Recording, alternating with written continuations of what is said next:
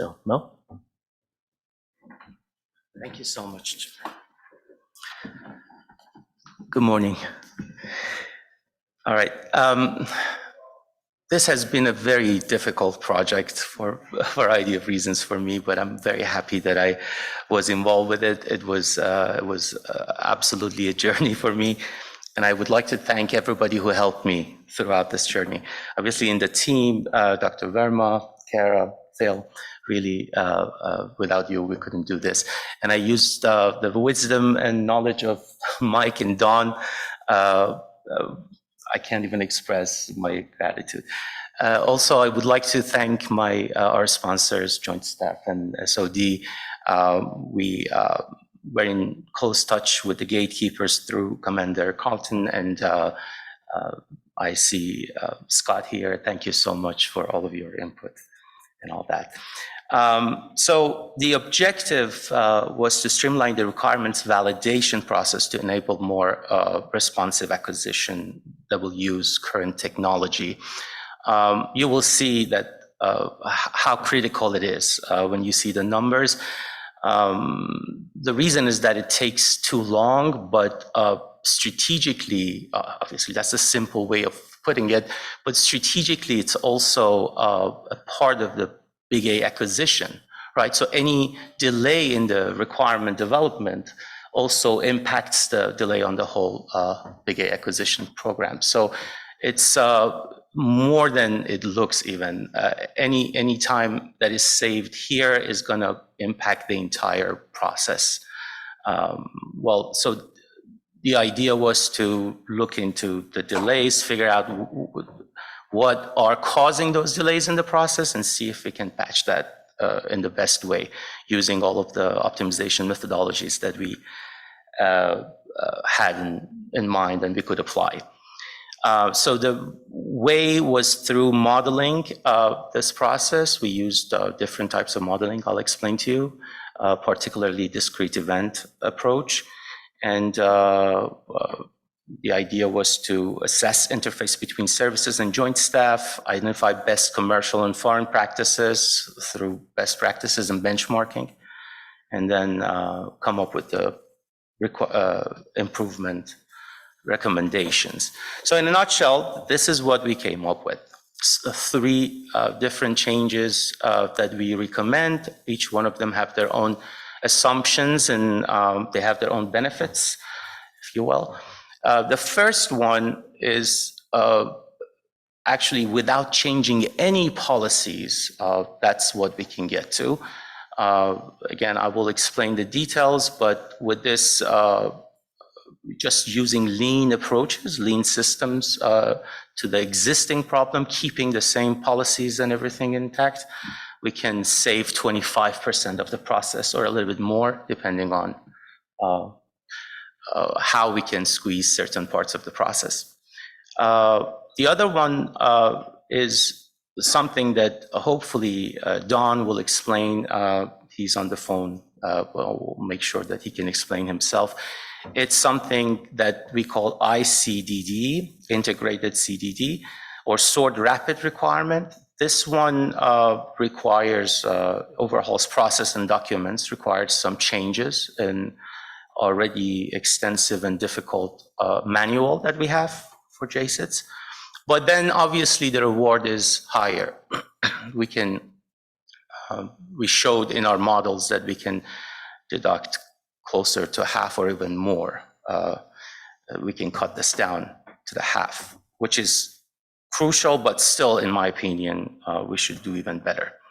And the third one is more intensive in terms of changing policies and parts of the manual, which is better alignment with Big A acquisition. We will talk about it. Mike will explain in more details, but documents authored by professionals, portfolio level trade-off, better collaboration in agile acquisition framework, and so on. Just so that you know, the manual is 340 some odd pages.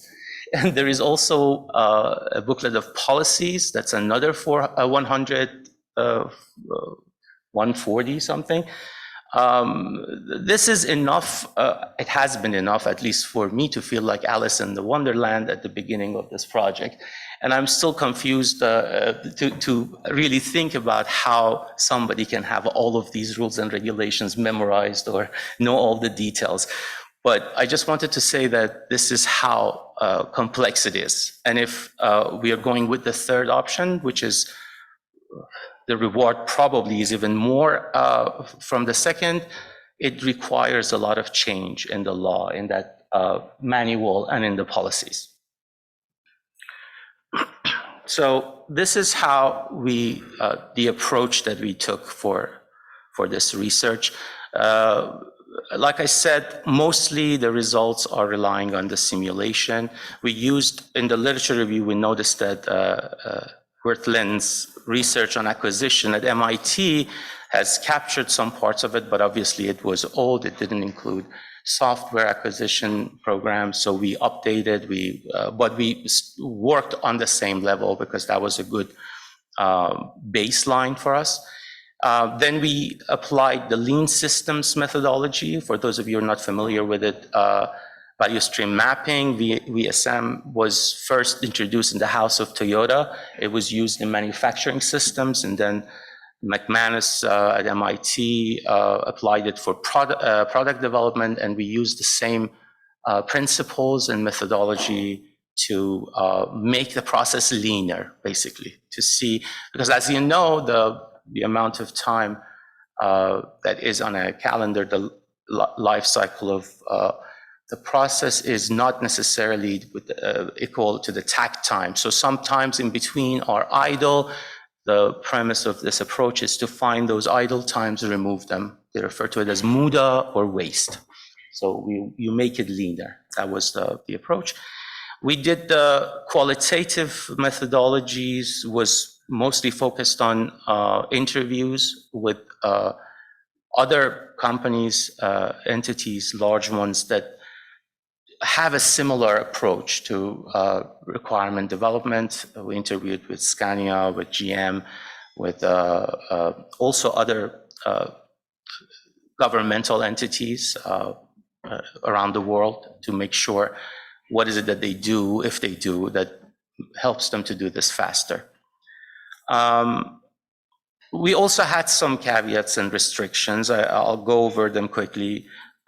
First of all, because of the way that the project was defined, we had to look at this problem from the perspective of gatekeepers. We were working closely with the gatekeepers at JSITS, and so this is one caveat of this research, because the level of abstraction was set for us. We focused mainly on Navy, at least the ones that I'm showing you today is on Navy. We did on the other sections as well, but that was one of the purposes because it was the most complete version of the data sets that we had. The model is relying on very small data set. That's another restriction for this research, because obviously they couldn't give us a lot of these cases, and it has to be sanitized and make sure that we can use. And it was not categorized based on the type of the program as well. That's another issue. But a very important thing, support that we had, was Dr. Schlomer and his dissertation, which was, he has written it on this topic. He got his PhD on this, and he helped us a lot in developing our approach. So here is just 20 data sets that I was just telling you about. We put them in a bar chart in terms of understanding which part of this process is taking the longest. It was similar in other sections as well, but as you can see, the sponsor commons adjudication takes the most of the time. So obviously, if you want to really save time in a process that is bottleneck itself, you have to go after the ones that is causing the biggest delay. This data source is coming from KMDS. Like I said, it's based on 20 documents. Some missing data, obviously, we knew that is involved, and we modeled that. Our discrete event model was based on this data, originated from this data. In terms of value stream mapping, like I said, the idea was to look into the process and see what part of this possibly could be done faster. Like what type of this time, based on the manual and based on the subjective opinion of Dr. McGrath, we try to see how we can fill up some of these gaps and get rid of the MUDA. And like I said, the results was almost 25% betterment of the process in terms of time. But we used the data sets that we had. We utilized XtendSim to create our discrete event model, and then we modeled the JSIDS process as is first. Then through a lot of discussions with our gatekeepers, we made sure that it's valid. So we went through the process of validation verification. When we were sure that this is showing what the result, the reality is, then we started simulating it. We used the triangle distribution based on the min, max, and the mean of the provided data, and then we generated this simulation. And as you can see, the average time that it takes is 800 days. Now, Don, I know that you're on the phone, and I hope that you can hear us. I would like you to explain, because this is the fruit of your dissertation. Can you hear me? Yeah, can you hear me? Yes, I do, and I will try to use this simple technology. Go ahead. The floor is yours. Yeah, thank you. Yeah. So everyone, thank you so much for allowing me to participate. And yes, it's not a misprint. I was stupid enough to do my doctoral dissertation on the JSIDS process. And I had the opportunity to do a lot of research. I spent 3 years researching the subject. And to bring it all in perspective, the 850 some days that Mo just highlighted that the model said is correct. And yes, that is a problem. And how do you use current technology if it takes you 2.5 years just to get a requirement validated to address and acquire a technology? So here we are today as we move forward, and we're looking at 2 ways to currently streamline the JSIDS process. And the 2 ways we were looking at it, and the 2 documents that are involved, is the CDD, which is your capabilities development document, which is your core document for JSIDS. And then what SOF created was the SWORD, which is your rapid requirement document. The key was, how do we get to current technology, given that technology changes every 2 years? So we looked at how we can do this. And what also helped us is the adaptive acquisition framework. Those pathways came into play starting in the 2019-2020 realm. So, okay, how can we use these new pathways, but they want us to go faster, but if the requirement process doesn't allow you to go faster, then how do we solve the problem? Hence the SWORD process. We've created inside of SOF a mechanism, a way of speeding up, simplifying the document, simplifying the process, so we can get to current technology and start assessing the technology. With that in place, we said, okay, now what about the CDD guys? Yeah, and in the past, we've always, and current is the ICD, the initial capability document. Well, that's nice, but so what? I mean, the way the process worked was you had your ICD, your AOA, then you created the CDD. Well, our statement is, if you created like an integrated CDD up front, then you can do your analysis of alternatives, but come back to the same document. And as we all know, it's a whole lot easier to modify a document than create a new document from scratch. So that's the premise behind those two efforts, both tying to the AF pathways and to streamline the documentation and the approval process of those two documents.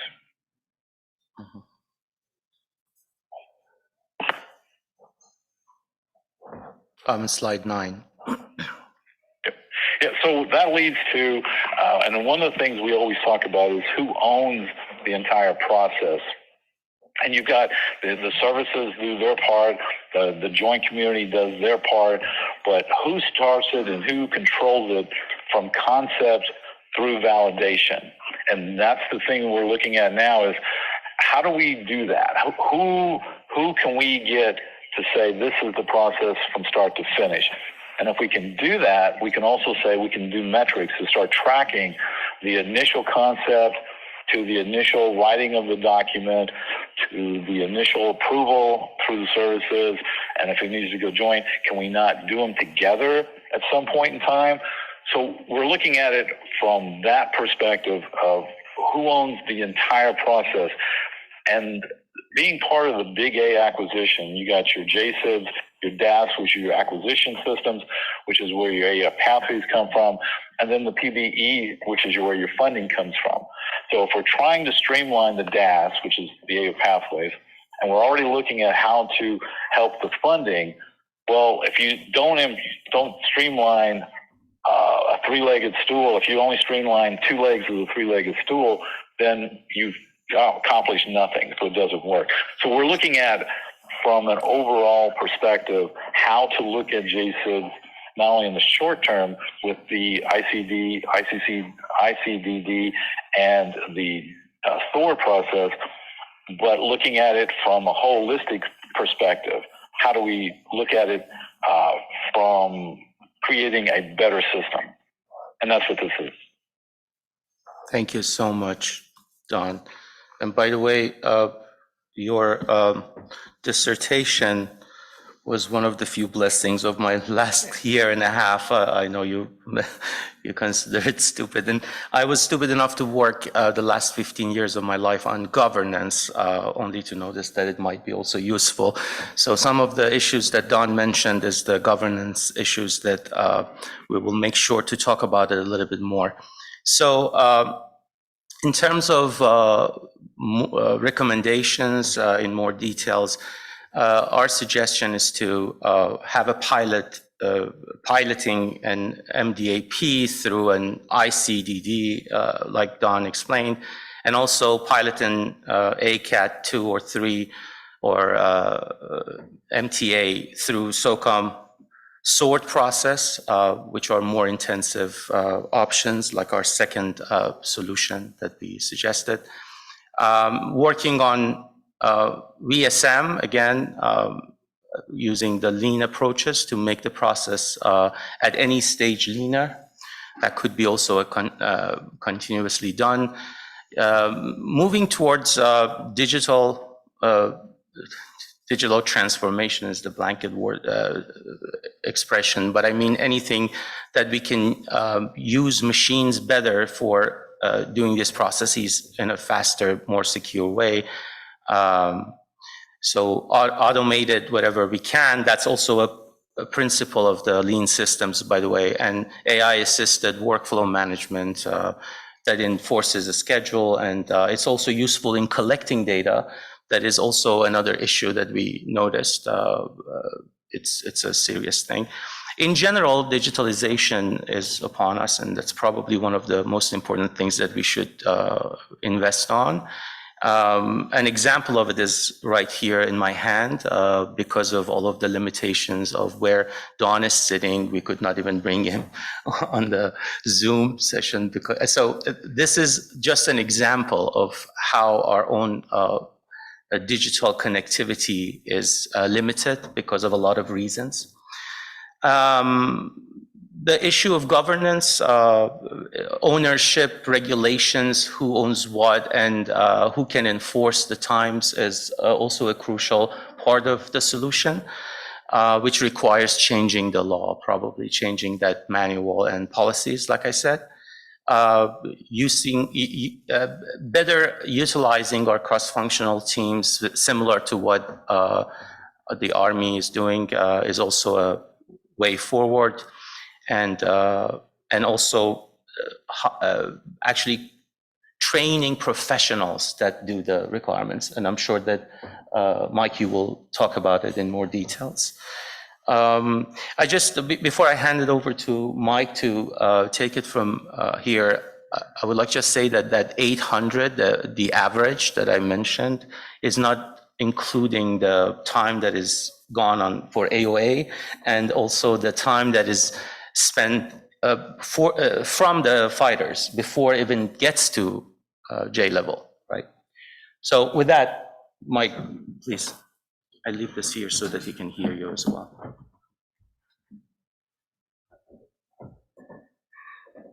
So I think what we discovered here is a capability gap in the JSIDS process itself. There's no authoring system. But as Mo said, authoring a requirement is a challenging thing. You've got this handbook that's 341 pages. You've got a policy directive that's another 114 pages. And the only professionals who really understand that in depth are the gatekeepers in Joint Staff and the services. And so this last recommendation was one that we thought there was a need, just as there are acquisition professionals and budget process professionals, there need to be a cadre of requirements professionals. Most of our data came from the Navy. In the Navy, the job of requirements officer is an additional duty assigned typically to a resource sponsor, whose day job is to keep things moving in the PPBES process and meet all of its very demanding schedule demands, and then work the requirements process when he can or she can. So that led us to think,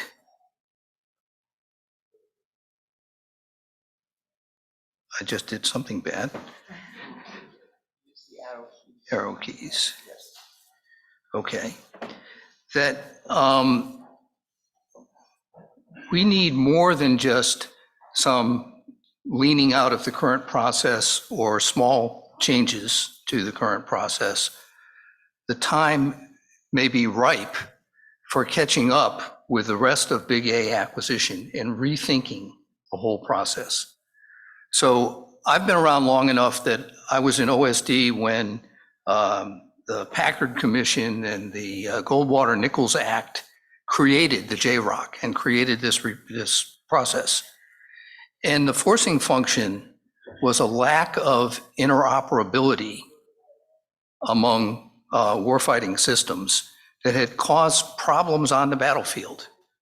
The newspapers at the time were reporting that in Grenada, soldiers on the ground were having to use telephones because they couldn't communicate.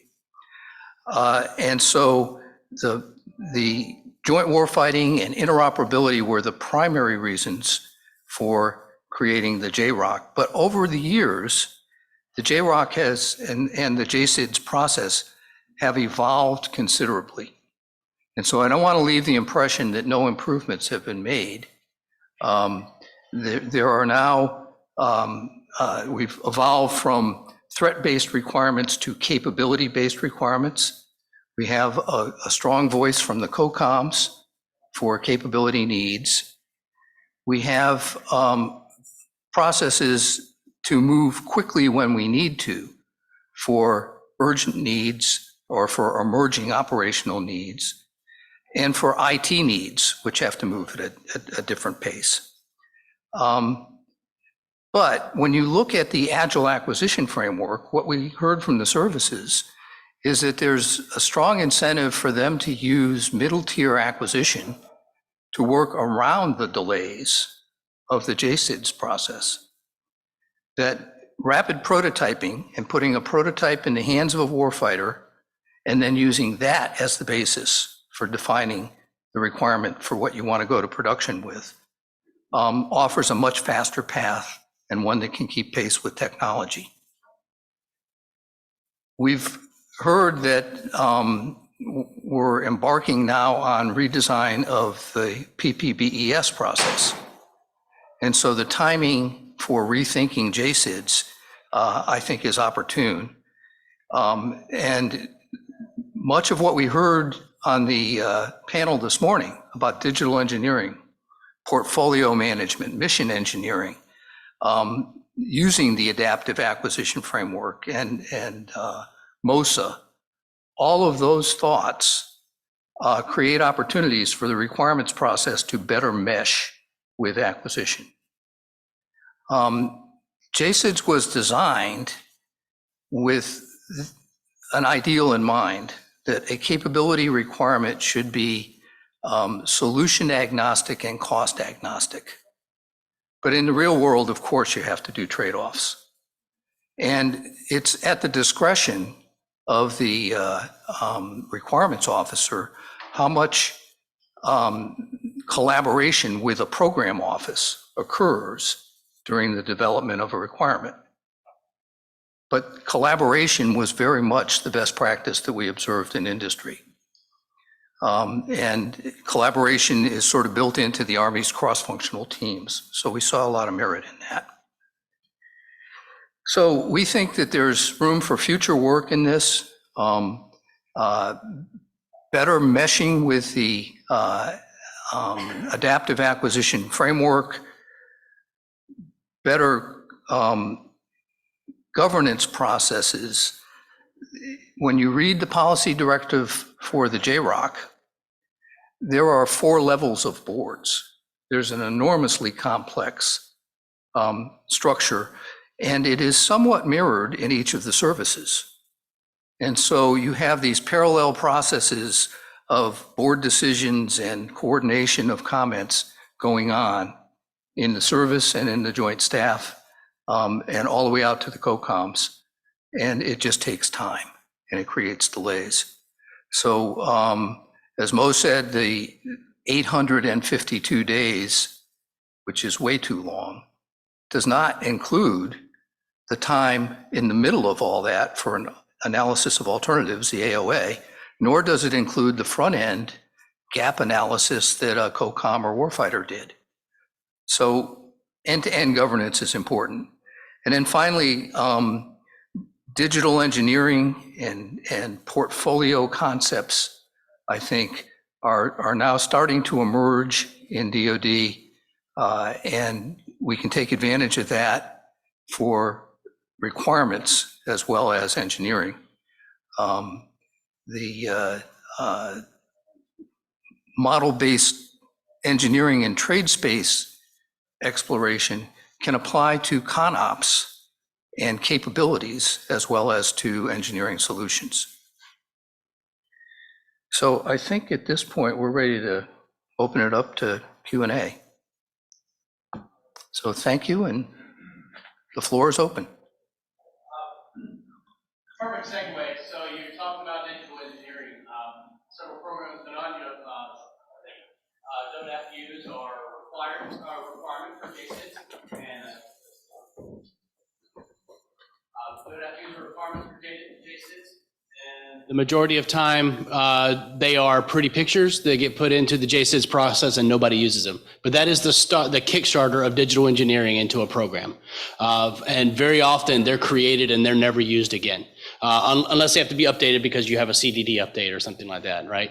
How can we jumpstart that digital engineering where that model is the program? It's more than a picture. It's actually a model where data is in there, requirements are in there, your capabilities that you're desiring out of that whole architecture, the OV1 and all the dive down into the system views actually describes a system that I can now as an engineer go decompose that into the various program offices that need to solve that problem, whether it's in fighters or it's in support or it's in space, et cetera. How can we get there? Because otherwise I end up with a system that's all on paper in a Word document or a PDF file, and I've now got to turn that into a model, which we don't have time to do that. We've got to start from models instead of trying to regurgitate models, and reverse engineering them to create them. Right. Well, imagine you're a military officer who's just come in from the field, and you now have an assignment in the Pentagon, and you're told to write a requirement. And oh, by the way, generate all these DoDAF views using Microsoft Word or something.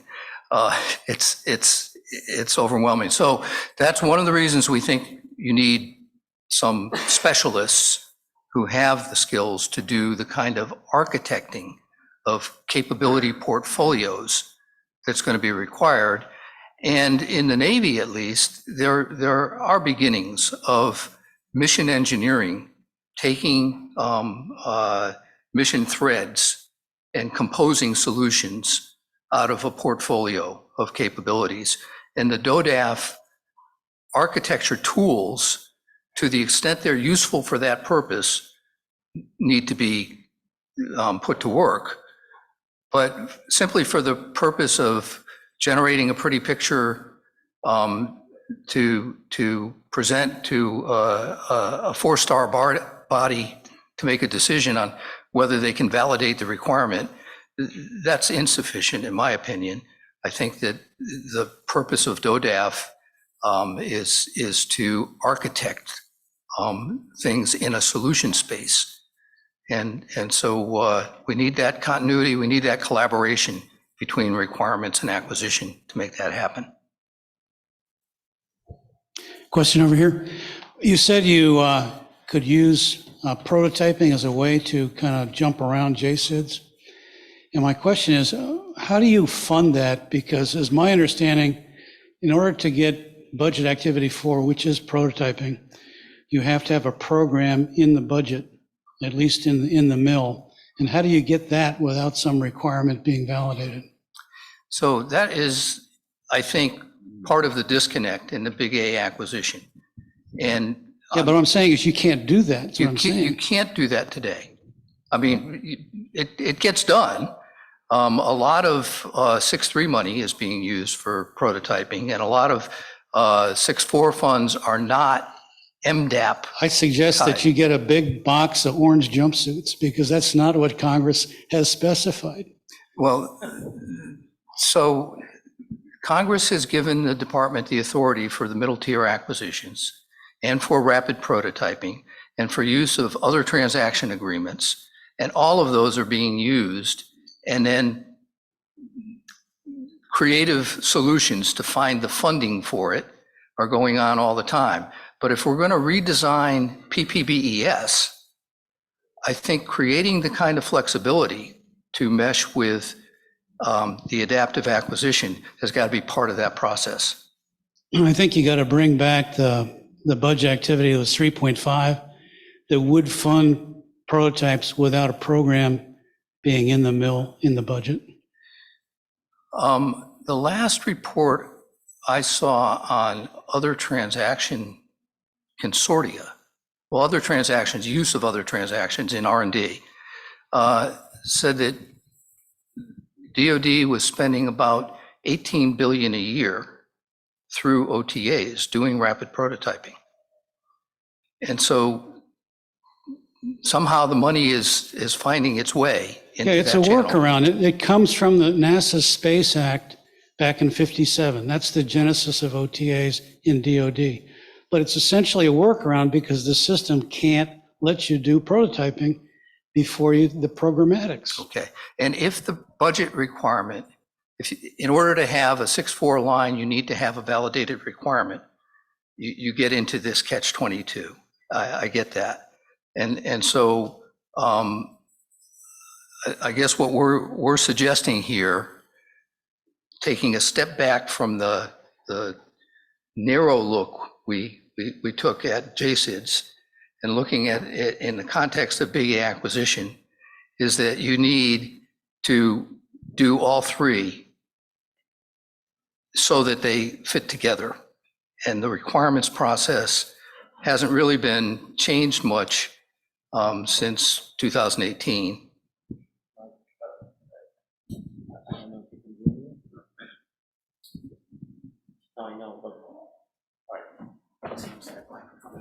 Use this one. Don wants to chime in on that. Go ahead, Don.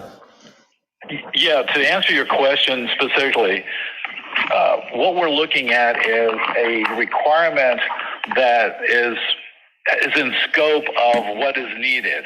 For instance, if like the TSOC or component needs something specific, and give you an example, a new rifle, for instance, that fires a subsonic and all that, we have an overarching requirement to acquire rifles. Okay, so we can use that validated requirement that says, okay, we can buy rifles, and then go to specific rapid prototyping that specific item that's needed. So we're using a validated requirement to get to a specific prototype that is needed for the user and the component. So it's not where we're bypassing a validated requirement. It already exists from a higher level. We're just using that from a rapid prototyping perspective to get to the specific one that we're looking for, and then we can update the requirement if it meets the need, mitigates the gap. We can update the requirement to obtain and field that new capability. Does that kind of address this? No. Well, basically, if I might want to say it in different words, is that you're actually suggesting higher modularity on some of these requirements. And also, to your point about the digital, you're right. I mean, one part of it is to have some of these documents in a digital format, but that's not going to resolve the issue.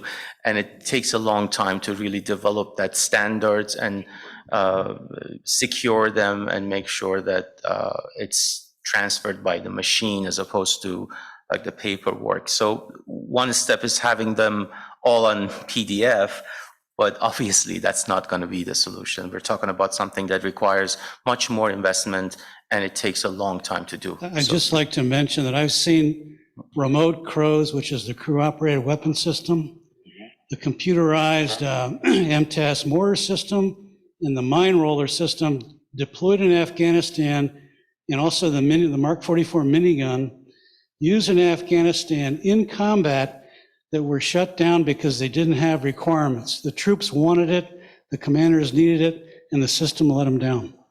Don, you want to take this? Sure. Now, I can't address the specific CROWS issues, things like that, but it is very clear that we can use an overarching requirement document, and I can't go to the specifics of what really happened on the CROWS, but we know that certain validated and general, the CDDs exist for generic capabilities, and we can use the system to do that. The MTAs, and that's also where the SOAR process comes into play. If in fact that we don't have a overarching validated requirement, we can use the SOAR process to speed up the requirements validation process to allow us to get to this point. So I can't understand how you wouldn't have an overarching agreement somewhere, because at the big services like the CROWS, I mean, there was needs to have weapon systems on vehicles and things like that. I would be shocked that there wasn't an overarching validated requirement that allowed that to take place. Thank you. So there is a MITRE report that also recommends a major overhaul of the requirements process. And it focuses specifically on portfolios, and it introduces a concept called warfighter enduring capabilities. That many of the capability needs are enduring in nature, and they need incremental improvements. And so I don't know about those specific systems, but they may fit in some enduring capability for mine removal or whatever the function of the prototype was. Scott? One of the things that we heard in the panel this morning is that they wanted to see if they were a king for a day, right, is bringing the information from operations in the sustainment world into the requirements process, that promotes innovation. And to my mind, JSIDS is more reflective of sort of an industrial age acquisition era where you have a requirement, you go to the engineering, you build it, and you build like a bazillion of them to go and overwhelm your adversaries. And so I was wondering if you took a look at bringing, that's not the world we live in anymore, right? According to the National Defense Strategy, it's not the people who come up with the technology first, but the people who rapidly incorporate it and change their way of fighting to adapt, that's where folks will prevail. And so I was wondering if you looked at that, getting, sort of closing the loop between operations and the requirements and acquisition. So I think that there's two parts to that. One is in the requirement for a new system, a new material solution, there needs to be some thought given to the sustainment over the life cycle of that solution. And so there is a functional board in the structure, both in the service and in the joint staff, that looks at that aspect of the requirement, and it's written down somewhere. But as Dr. Kaminsky said, we have a need for innovation in the sustainment of our fielded systems, of all the stuff that's out there now. And as Mo said, we didn't have insight into the nature of the specific requirements in the data set we were dealing with. We just had schedule information. But I would be very surprised if any of those were sustainment-oriented requirements, because I think, as you said, the origins of the JSIDS process go back to a linear industrial age process that just moves to give us the solution, and then that solution would be stable in operation for the duration of its life, which, as the panel said, that's not how it works. Yeah, and I think monies equate to the authority, and we separate the monies, and so we separate the authorities, and so you sort of have like these two communities that don't really need to talk to each other, although there are impediments in them actually working together. Although I think the organization changes in OSD and the services have brought acquisition and sustainment under one manager. So we're moving in the right direction in the acquisition leg of the process. Not evident yet that we're doing it in the resources or the requirements. Okay, great. Dr. Kaminsky.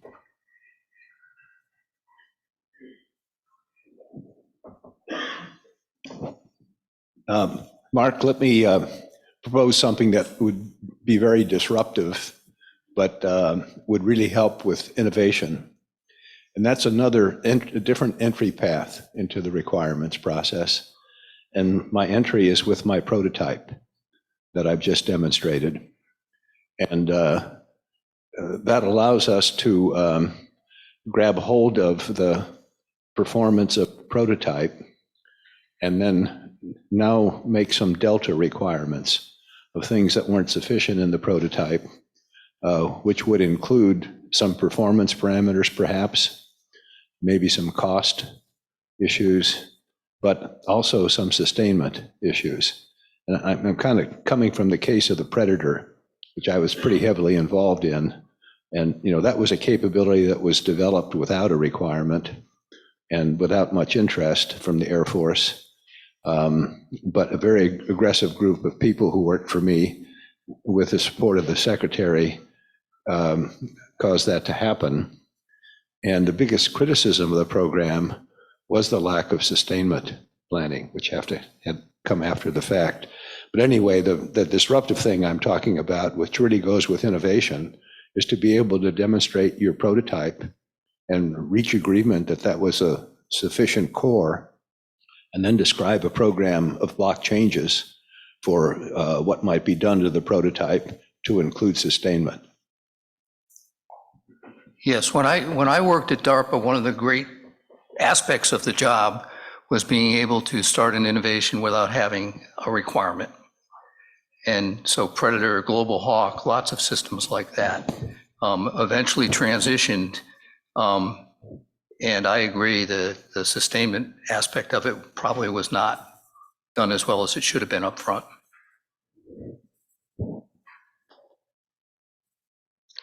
Great. Any last thoughts from Don? Does he have any other thoughts before we close? Would you like to share it with everybody? Wait a second. You're on. He's explaining to me. I thought that maybe you should go ahead, Don. Yeah, so I just wanted to follow up on the Predator discussion in the sense of the Air Force has always had a requirement for flying objects, surveillance of flying with flying objects, firing of weapon systems from flying objects. And the Predator is a UAV that was, yes, it may not have a specific requirement for the Predator and for the UAV, but it was under the scope of the Air Force and under the umbrella of what the Air Force can do. Then you get to the exact example. And when we're talking about sustainment, that the one thing that the MTA process brings as part of the adaptive acquisition framework is, as you're fielding and as you start to sustain what you're doing, you're also rapid prototyping. So we're always looking for and the ability to look for new technology and new innovations as you're currently fielding. So the MTA pathway allows that to happen for all capabilities. So there is some goodness tying the operational side to the advanced requirement, back to the fielding, back to the prototyping. So it's all inherent into the MTA pathway. Thank you so much. And yes, I too believe that innovation requires disruption. There is no other way to do this. And it requires a lot of investment, obviously. Big changes like this, we all know that it's not that easy in terms of budget and in terms of everything. But these are the solutions that we have, and we better act upon it faster, hopefully.